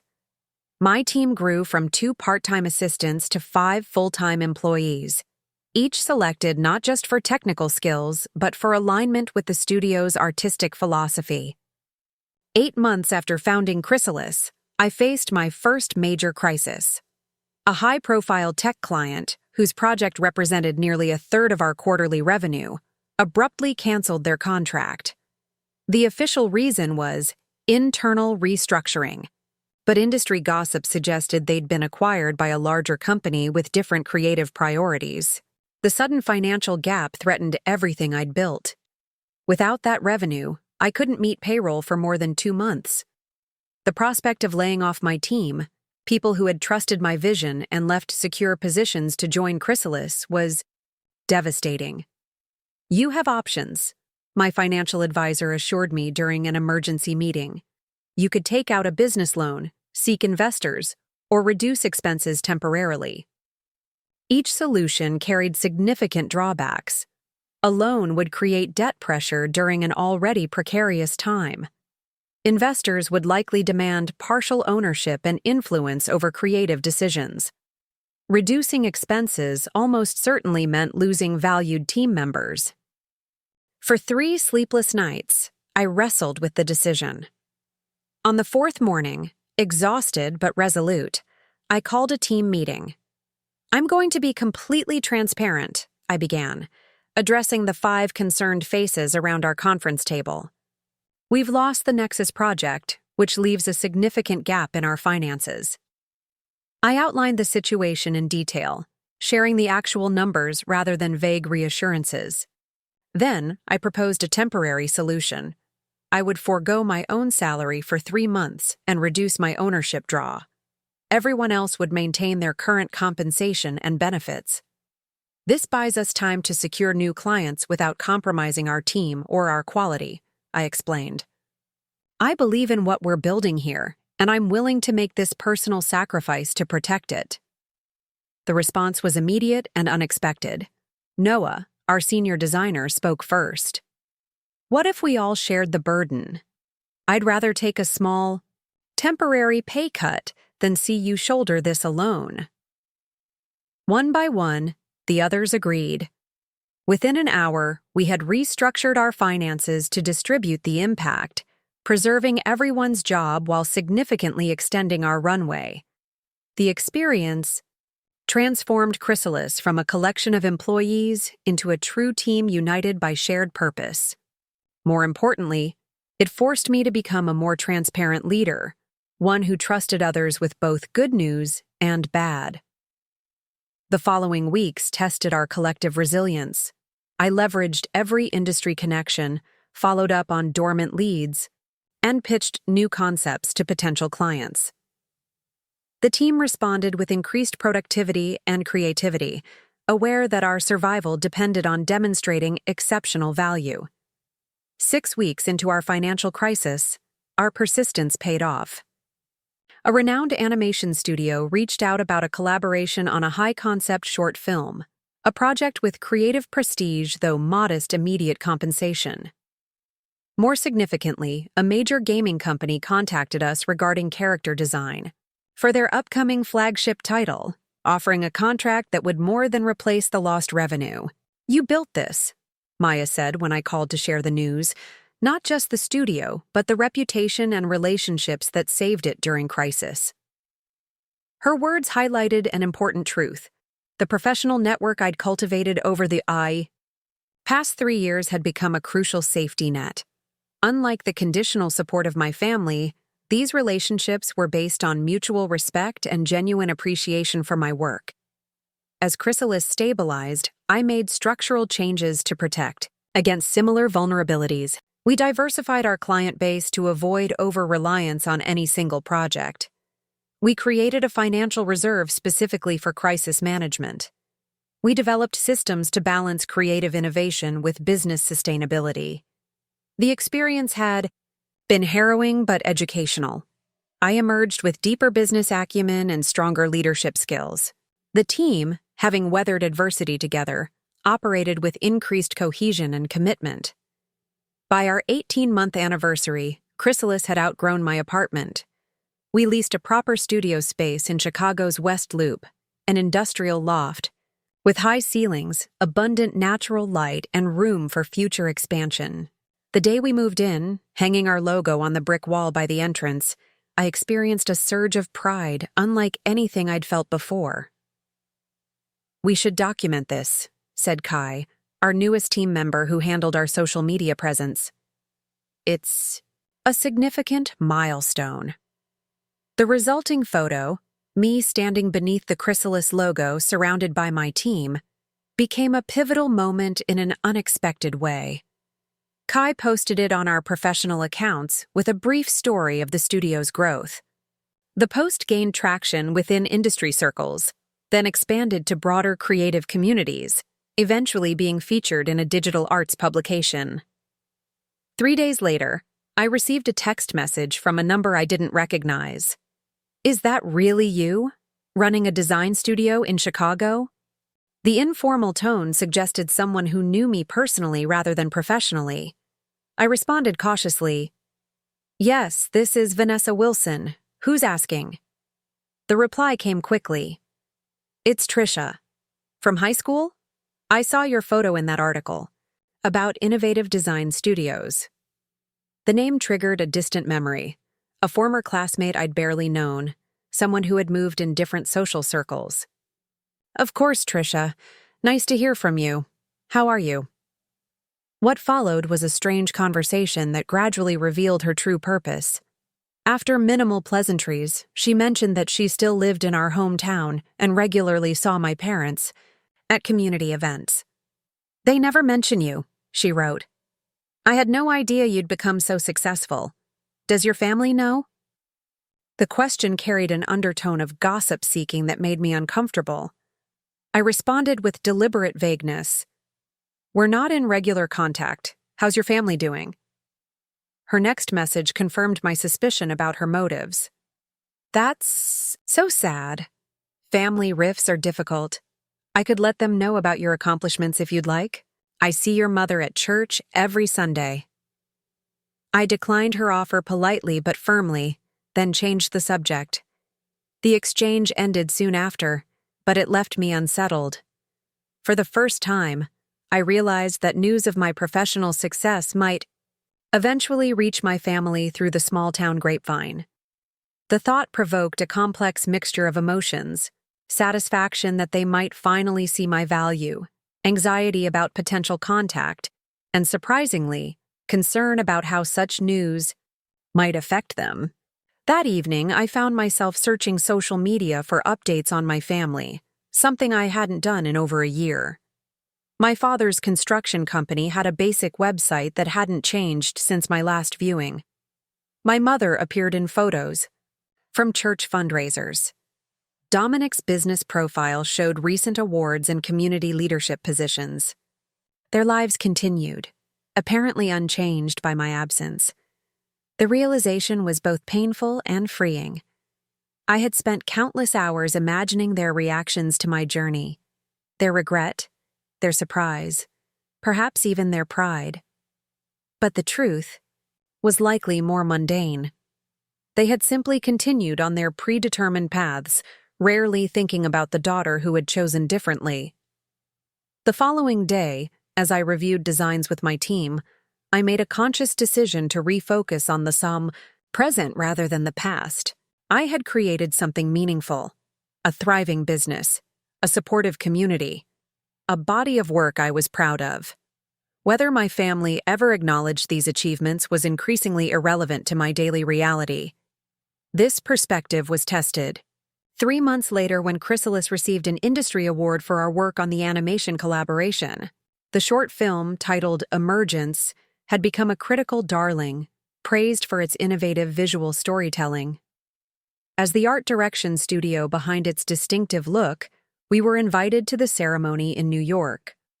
Standing on stage with my team, accepting the glass trophy that validated our creative vision, I scanned the audience out of habit, half expecting to see familiar faces from my hometown. Of course, they weren't there. This was my world now, populated by people who recognized and valued what I could create. The award generated significant media coverage, including a profile in a national arts magazine that detailed my journey from struggling freelancer to studio founder. The writer, who had interviewed me extensively, included biographical details about my Midwestern origins and art school education, though I had carefully avoided discussing my family situation. 2 weeks after publication, Elena called. Her voice carried an unusual tension. "Have you checked your email today?" "Not yet," I replied, immediately concerned. "What's wrong?" "Your mother reached out to me asking for your contact information," she said carefully. "She saw the magazine article. She said she wants to reconnect." The revelation hit me with unexpected force. After years of silence, my mother was making the first move toward contact. But why now? Was it genuine regret, or was it motivated by my newly public success? "What did you tell her?" I asked, trying to keep my voice steady. "That I'd pass along her request, but the decision was entirely yours," Elena replied. "I didn't share any of your information." I thanked her for respecting my privacy, promising to consider the situation carefully. After we hung up, I sat at my desk, staring at the award we'd recently placed in our studio's reception area. The timing of my mother's outreach seemed too convenient to be coincidence. That evening, I discussed the situation with Zoe over dinner. Now engaged to Tara, she had remained my closest friend and most trusted confidant. "Do you think you're ready to hear what she has to say?" Zoe asked, practical as always. "I don't know," I admitted. "Part of me wants to know if she's genuinely sorry. Another part suspects she's just curious about my success or wants to brag about having a daughter who won an industry award." "There's only one way to find out," Zoe pointed out, "but you can control the terms. You don't have to jump into a full reconciliation. You could start with an email or a phone call." Her advice was sound, but I needed time to process. This unexpected development had disrupted the careful equilibrium I'd established. Any contact with my family risked reopening wounds that had finally begun to heal. The next day at the studio, I found it difficult to focus. My team noticed my distraction but respectfully gave me space. By afternoon, I had made a decision. I would respond to my mother's outreach, but cautiously and on my own terms. I composed an email to Elena, authorizing her to share my professional email address, not my personal contact information, with my mother. "If she genuinely wants to reconnect," I wrote, she can reach out directly and explain why. The decision felt both terrifying and empowering. I was opening a door that had been firmly closed for years, but I was doing so from a position of strength rather than need. Whatever came through that door, sincere apology or superficial interest, I was now equipped to handle it without being devastated. As I pressed send, I reflected on how far I'd come in my journey through adversity. From the desperate young woman standing in the rain with a suitcase, to the established professional making deliberate choices about complex relationships. Each challenge, financial, professional, emotional, had built resilience I never knew I possessed. The studio crisis had taught me to lead through transparency. The social media encounter had shown me the reach of my professional reputation. Now, this potential family reconnection would test my emotional boundaries and self-worth in new ways. That night, as I walked home through Chicago's busy streets, I felt a strange sense of readiness. Whatever came next, whether further success, or new challenges, family reconciliation, or continued separation, I had proven to myself that I could navigate it without losing my center. The journey through adversity hadn't ended. Perhaps it never would. But I had learned to find purpose in the struggle, growth in the difficulty, and ultimately, power in the path I had chosen for myself. 3 days after giving Elena permission to share my professional email, my mother's message arrived. I was reviewing portfolio submissions when the notification appeared, her name landing like a stone in the calm pond of my afternoon. The subject line read simply, "Hello from your mother. Dear Vanessa," it began. "I hope this message finds you well. I saw the article about your design studio and your recent award. Congratulations on your success. It would be nice to catch up sometime. Your father and I are still in the same house. Dominic has his second child on the way. Best wishes, Mom." I read it repeatedly, searching for substance beneath the surface, remorse, warmth, genuine interest, but found only bland pleasantries and family updates. No acknowledgement of our estrangement or the circumstances of my departure. The brevity and superficiality clarified something important. This wasn't an attempt at reconciliation, but rather an acknowledgement of my public achievement. Now that external validation had confirmed my success, I was worth contacting again. After careful consideration, I crafted a measured reply. "Mom, thank you for reaching out. My life and career are indeed going well. I appreciate your congratulations. However, I think we both know that there are significant unresolved issues between us. Your email makes no mention of the circumstances under which I left home or the years of silence that followed. Before any catching up can happen, I would need acknowledgement of those events and the hurt they caused. I hope you can understand why this matters to me. Regards, Vanessa." My mother's response arrived 2 days later, still using passive language, "if you felt hurt," rather than "that we hurt you," dismissing my pain as oversensitivity and justifying Dominic's behavior. Most revealing was her final line suggesting reconnection was now appropriate because I'd established myself, according to their metrics of success. After discussing the exchange in therapy, I sent another carefully considered response. "Mom, thank you for your reply. I appreciate your recognition of my professional achievements, but I need to clarify something important. The hurt I experienced wasn't about being sensitive or making unconventional career choices. It was about being told, 'No one wants you.' Here by my brother, seeing you nod in agreement and being left to handle a crisis alone because my needs were deemed inconvenient. What hurt was the conditional nature of your support, only available if I conform to your expectations. My success doesn't validate my choices retroactively. Those choices were always valid, even when they involved struggle and uncertainty. If we're to have any relationship moving forward, it needs to be based on mutual respect and genuine acceptance, not achievement metrics. I'd be open to a conversation if you're willing to engage honestly about these issues. Vanessa." A month passed before her next message arrived, shorter but substantively different. Vanessa, your email has given me a lot to think about. You're right that we handled things poorly. I've regretted that nod many times over the years. Your father and I discussed reaching out after you left, but pride and uncertainty got in the way. Then time made it harder. When I saw the article about your success, it seemed like a natural opening. I now see how that appeared opportunistic. I don't expect immediate forgiveness, but I would like a chance to talk properly.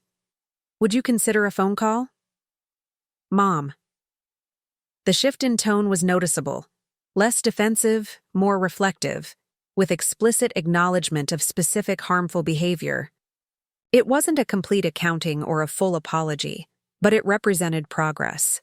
After careful preparation, I agreed to a Sunday evening call. When the time came, I positioned myself in my home office, surrounded by evidence of the life I'd built. Independently. Hello, Mom, I answered, my voice steadier than I felt. Vanessa, she replied, her tone carrying unfamiliar hesitancy. It's good to hear your voice. Our conversation was awkward but substantive. She explained that seeing my success had triggered both pride and shame. Pride in my achievements, shame in her role in our estrangement. She admitted that her silent agreement with Dominic's rejection had been a betrayal of her responsibilities as a mother. I was weak, she confessed. Your father and Dominic have always been so certain about everything. I've spent my life deferring to their judgments, even when my instincts told me otherwise. The following week, Chrysalis finalized a partnership with a European animation studio, creating a joint venture that generated substantial industry coverage. 3 days later, Elena called with news that sent a jolt through my carefully constructed equilibrium. Dominic came into my studio yesterday, she said without preamble. He was asking questions about you. My brother, who had declared no one wanted me around who had never reached out since my departure, was suddenly curious about my life. What kind of questions? I asked, a knot forming in my stomach. How to contact you, whether I thought you'd be receptive, if I knew about your business success. She emphasized the last phrase with audible quotation marks. He mentioned seeing the article about your studio's international expansion. I thanked her for the warning, uncertain how to process this development. The next day, I received a LinkedIn connection request from him. His profile showed his promotion to president of the family company following my father's semi-retirement. After careful consideration, I sent a brief message. Dominic, I understand from Elena that you've been asking about me. If you wish to communicate, please do so directly rather than through third parties. I've had an initial conversation with Mom, which was a positive step. Any relationship between us would similarly require direct acknowledgement of past events and clarity about future expectations. Vanessa. His response came the same day. Vanessa, congratulations on your company's success. I've been following your progress through industry publications. Impressive achievement. We should catch up sometime. Dominic. The message was notable for what it lacked. Any reference to our estrangement, his role in my departure, or my request for direct acknowledgement. Like our mother's initial outreach, it focused exclusively on my professional achievements, while ignoring the personal dynamics that led to our separation. 2 weeks later, my assistant interrupted with unusual urgency. There's someone here to see you. He says he's your brother. Dominic had come to Chicago to my studio without warning or invitation. After careful preparation, I met him in our conference room, maintaining professional distance despite the personal nature of his visit. This is unexpected, I said. Why are you here, Dominic? I wanted to see this studio I've been reading about, he replied. Very impressive operation you've built. As our conversation progressed, the familiar pattern emerged. My worthiness of family connection directly tied to professional achievement rather than inherent value. He viewed my success as erasing rather than highlighting the wrongness of their rejection. My success doesn't change what happened, I stated firmly. It doesn't erase the fact that you told me no one wanted me there, that Mom agreed, that I was left to fend for myself during a crisis. When he departed, I realized this encounter represented a meaningful victory, not because my brother had sought me out, but because I had engaged with him on my terms, confident, clear about my boundaries, unswayed by family pressure or old dynamics. The following week brought another unexpected communication. An email from my father, brief and unsentimental, yet representing another first victory. Acknowledgement from the family patriarch whose approval I had sought throughout childhood.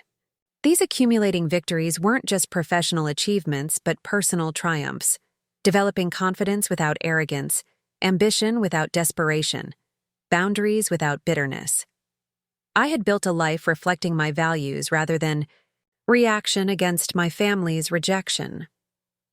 When the invitation came to speak at my former art school's commencement ceremony, it felt like the culmination of these victories, large and small. Standing at the podium, addressing graduates embarking on their own uncertain creative journeys, I shared lessons learned from both struggle and success, feeling a profound sense of accomplishment. Not because I had proven my family wrong, but because I had proven myself right. The 5th anniversary of my departure approached with perfect symmetry. My new studio space was complete, an expansive loft encompassing the entire top floor of a renovated industrial building in Chicago's West Loop. Floor-to-ceiling windows flooded the workspace with natural light, custom-designed stations accommodated our growing team, and a dedicated gallery showcased our most significant projects. As we settled into the new space, my phone buzzed with a text from my mother. "Your father and I would like to visit you in Chicago. Would that be possible sometime in the next month?" After consulting with my therapist, I proposed specific dates and clear parameters. They would stay at a hotel, not with me. We would meet first in a neutral setting before any visit to my home or studio. The duration would be limited to 2 days. To my surprise, they accepted these terms without negotiation. On a crisp autumn Saturday, I waited in a quiet cafe near Millennium Park, watching for their arrival. When they appeared, the sight was surreal. My parents in Chicago, in my world, seemingly unchanged yet fundamentally different because of the context. Our initial conversation circled around neutral topics before gradually moving towards substantive exchange. My father's questions focused on business metrics, employee count, operational structure, growth strategy. My mother commented on the more personal aspects of my life in Chicago. Neither directly addressed our estrangement until my mother tentatively asked if they could see my studio. The request represented a significant shift, moving from abstract recognition of my success to concrete engagement with my reality. "I'd plan to show you tomorrow," I admitted. "If you're ready, we could go now." As the elevator doors opened directly into our reception area, revealing the Chrysalis logo illuminated against exposed brick, I watched their reactions carefully. My mother's eyes widened with visible surprise, while my father's careful scrutiny of the space suggested genuine interest rather than mere obligation. "This is not what I expected," my mother finally said, taking in the open layout, modern furnishings, and project displays. "What did you expect?" I asked, genuinely curious. She hesitated. "Something smaller, perhaps. More bohemian?" Her uncertainty revealed how little they had understood my professional path, imagining perhaps a stereotypical starving artist studio rather than a thriving creative business. During the comprehensive tour, my father asked detailed questions about business structure while my mother commented on aesthetic elements. In the gallery area, displaying our work for various clients, my father paused before a wall dedicated to the Metamorphosis game project. "This was your first major success?" he asked, studying the intricate character designs. "Yes," I confirmed. "It opened many doors." He nodded slowly. "You took a risk that paid off, That's good business, whatever the industry. Coming from him, this was substantial praise. Acknowledgement not just of my artistic merit, but of my professional judgment. In my private office, my mother noticed the small framed sketch on my desk. An original drawing by Elena, inscribed with, "Create courageously." "You've stayed in touch with Elena all this time?" she asked, picking up the frame. "She believed in me when I needed it most," I replied simply. My mother's expression shifted, a flicker of something like shame crossing her features. She saw what we didn't, she acknowledged quietly. My father, standing by the window overlooking the Chicago skyline, turned at her words. "We were wrong," he said abruptly. "About your prospects, about your choices." Coming from him, a man who rarely admitted error, the statement carried significant weight. It wasn't an emotional reconciliation, but it was authentic to who he was, practical, direct, acknowledging factual misjudgment. "I appreciate that," I replied carefully. "Recognition of my professional success is meaningful. But there's also the personal aspect of what happened. Being told no one wanted me.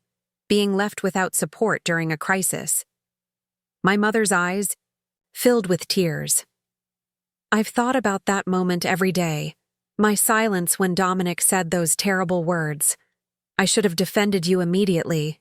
Instead, I failed you as a mother." "Why?" I asked, the question I'd carried for 5 years finally finding voice. "Why did you agree with him?"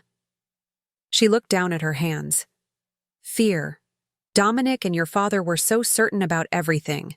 What success looked like, how life should be lived. Going against them felt impossible.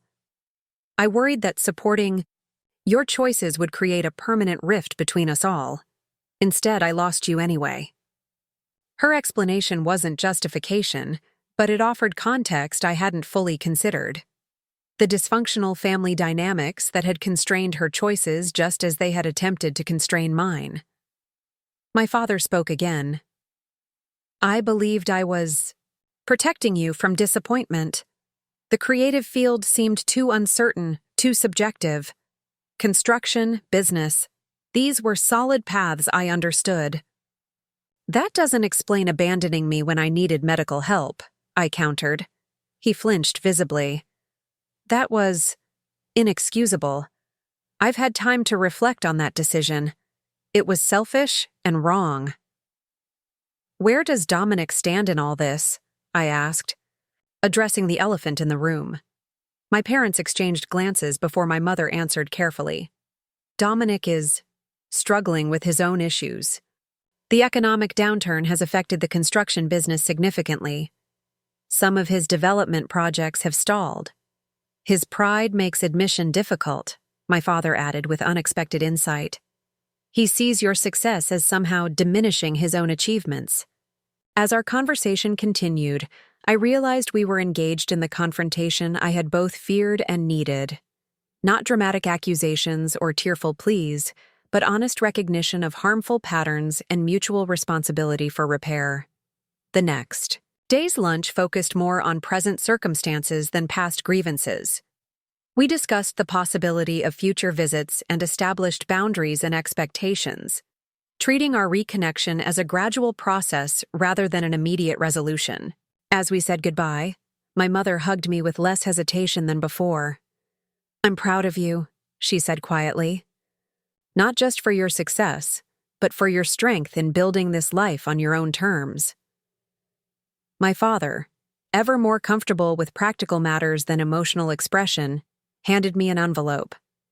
"Some information about the estate planning," he explained. "Look it over when you have time. No pressure either way." Their acceptance of my autonomy, my right to determine the pace and parameters of our relationship, represented a fundamental shift from the controlling dynamic that had led to our estrangement. That evening, I called Elena to share the experience. "They actually saw me," I told her, still processing. "Not completely, perhaps, but more genuinely than ever before." "That's significant," she observed. Not everyone gets that opportunity for recognition, especially from family who've been so resistant. It doesn't erase what happened, I acknowledged. But it does change how I carry it. Closure isn't always a neat package with a bow, Elena responded. Sometimes it's just enough understanding to move forward without being weighed down by the past. The confrontation had not provided perfect closure, but it had created sufficient understanding to move forward, both with cautious family reconnection and, more importantly, with my own life, unburdened by the weight of unaddressed rejection. In that sense, it represented a victory more meaningful than any professional achievement or financial success. 6 years after standing in the rain outside my family home, I found myself in a position that would have seemed impossible during those desperate days. Chrysalis Studio had won Studio of the Year. Our joint venture with European partners had produced a critically acclaimed series. Our team had expanded to 23 full-time employees across 3 departments. Most significantly, we had just completed the purchase of our studio building, the entire 5-story structure, not just our floor. The investment represented both practical expansion and symbolic achievement, permanent roots in Chicago, and tangible evidence of sustainable success. "Morning, boss," Noah greeted me as I stood by the windows overlooking the city. "Congratulations. Again on the building. Major milestone." "Thanks," I replied. "Still feels surreal." "Better get used to it," he grinned. "The Vanessa Wilson real estate empire is just beginning." The joke held unexpected weight. I had indeed become something I'd never anticipated. Not just a successful artist or studio owner, but a person of significant wealth and tangible assets. Later that day, our operations director approached with news that brought my personal and professional worlds into collision. "The Regional Business Journal is doing a feature on the building purchase," she explained. "They'd like to include some personal background, your journey from small-town Midwest to industry leader." The request triggered immediate consideration of how much of my story I wanted publicly shared. That evening, I called my mother to discuss the interview request. "They want background information," I said carefully, "about where I came from, how I started." Her silence conveyed understanding of the implicit question. "That's your story to tell, Vanessa," she finally replied. "We can't dictate how you frame your journey." The response reflected our evolving relationship, acknowledgement of my autonomy rather than defensive concern about family image. When the journalist arrived, I made a conscious choice toward authentic disclosure. My hometown wasn't particularly supportive of artistic ambitions, I explained. When I was 25, after struggling in New York, I returned home briefly, during a financial crisis. My family made it clear they didn't support my creative path. I left with virtually nothing and came to Chicago, where I rebuilt my life and career from scratch. "That must have been incredibly difficult," the journalist observed. "It was transformative," I replied. "Being told no one wants you here by my own family forced me to find strength I didn't know I possessed. That rejection became the foundation for everything I've built."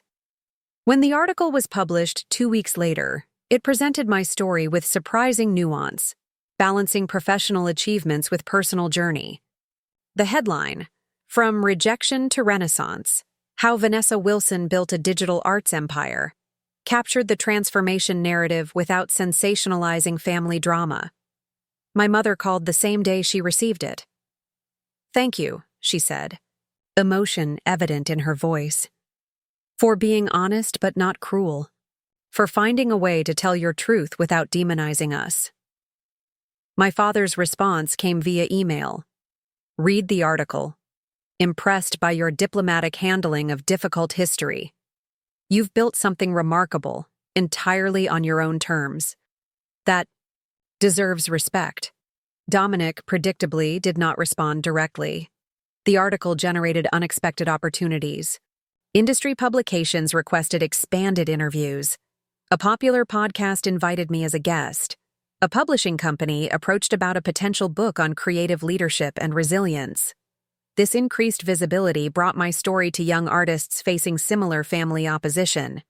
Emails arrived describing situations painfully similar to my own early struggles, seeking advice about navigating unsupportive environments. Responding to this outreach became a meaningful extension of my work. I developed resources for creative individuals from non-artistic backgrounds, expanded our internship program, and established a small grant for artists facing financial emergencies. These initiatives transformed the pain of my experience into concrete support for others walking similar paths. The rejection that had once seemed purely destructive had ultimately generated constructive impact beyond my personal success. 7.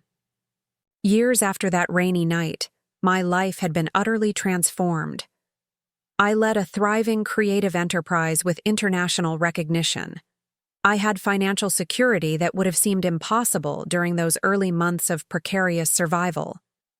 I had built meaningful relationships based on mutual respect rather than obligation. Most importantly, I had reclaimed my narrative. The rejection that was meant to diminish me had instead become the catalyst for building something greater than I had ever imagined. Not just a successful business, but a life of purpose, creativity, and authentic connection. When I occasionally think of that moment, standing in the rain, hearing, "No one wants you here," it no longer carries pain, but perspective. What was intended as an ending became instead the beginning of the most important journey of my life. Up next, you've got 2 more standout stories right on your screen. If this one hit the mark, you won't want to pass these up. Just click and check them out. And don't forget to subscribe and turn on the notification bell so you don't miss any upload from us.